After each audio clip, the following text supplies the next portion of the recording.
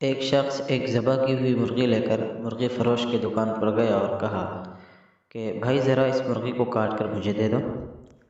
مرغی فروش نے کہا مرغی رکھ کر چلے جاؤ اور آدھے گھنٹے بعد آ کر لے جانا۔ اتفاق سے شہر کا قاضی مرغی فروش کی دکان پر آ گیا اور دکاندار سے کہا کہ یہ مرغی مجھے دے دو۔ دکاندار نے کہا کہ یہ مرغی میری نہیں بلکہ کسی اور کی ہے اور میرے پاس بھی ابھی کوئی اور مرغی نہیں جو آپ کو دے سکوں۔ قاضی نے کہا کہ کوئی بات نہیں ہے، یہی مرغی مجھے دے دو، مالک آئے تو کہنا کہ مرغی اڑ گئی ہے۔ دکاندار نے کہا کہ ایسا کہنے کا بھلا کیا فائدہ ہوگا، مرغی تو اس نے خود ذبح کر کے مجھے دی تھی، پھر ذبح کی ہوئی مرغی کیسے اڑ سکتی ہے؟ قاضی نے کہا جو میں کہتا ہوں اسے غور سے سنو، بس یہ مرغی مجھے دے دو اور اس کے مالک سے یہی کہو کہ تیری مرغی اڑ گئی ہے، وہ زیادہ سے زیادہ تمہارے خلاف مقدمہ لے کے میرے پاس ہی آئے گا۔ دکاندار نے کہا کہ اللہ سب کو پردہ رکھے اور مرغی قاضی کو پکڑا دی۔ قاضی مرغی لے کر نکل گیا تو مرغی کا مالک بھی آ گیا اور دکاندار سے کہا کہ مرغی کاٹتی ہے؟ دکاندار نے کہا میں نے تو کاٹ دی تھی مگر آپ کی مرغی اڑ گئی ہے۔ مرغی والے نے حیران ہو کر پوچھا بھلا وہ کیسے؟ میں نے خود ذبح کی تھی، اڑ کیسے گئی؟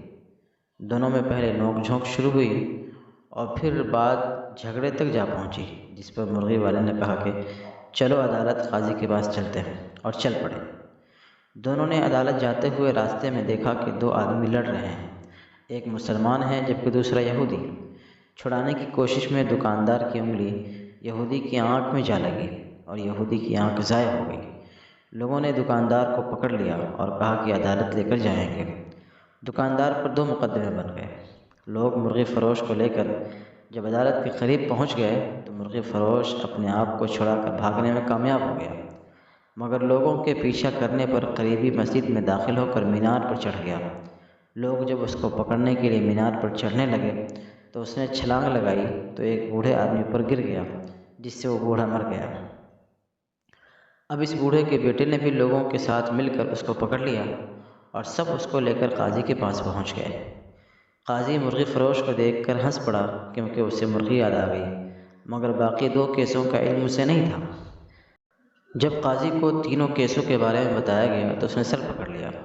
اس کے بعد چند کتابوں کو الٹا پلٹا اور کہا کہ ہم تینوں مقدمات کا یکے بعد دیگرے فیصلہ سناتے ہیں۔ سب سے پہلے عدالت میں مرغی کے مالک کو بلایا گیا۔ قاضی نے پوچھا تمہارا دکاندار پر دعویٰ کیا ہے؟ مرغی والے نے کہا جناب والا اس نے میری مرغی چرائی ہے کیونکہ میں نے ذبح کر کے اس کو دی تھی، یہ کہتا ہے کہ مرغی اڑ گئی ہے۔ قاضی صاحب مردہ مرغی کیسے اڑ سکتی ہے؟ قاضی نے کہا کیا تم اللہ اور اس کی قدرت پر ایمان رکھتے ہو؟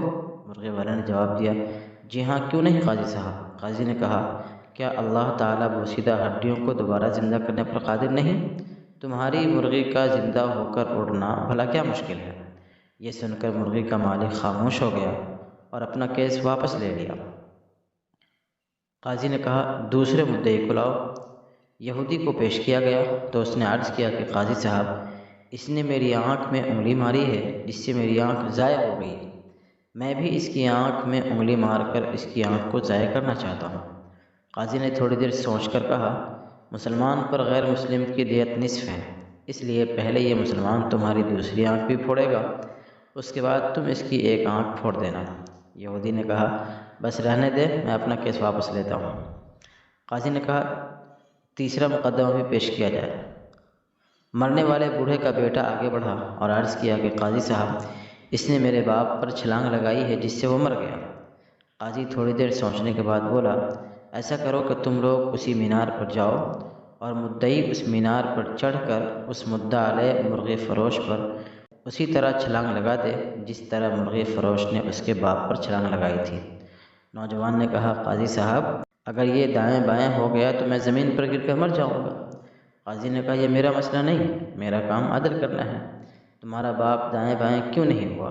نوجوان نے اپنا دعویٰ واپس لے لیا۔ لہذا اگر آپ کے پاس قاضی کو دینے کے لیے مرغی ہے تو پھر قاضی بھی آپ کو بچانے کا ہنر جانتا ہے۔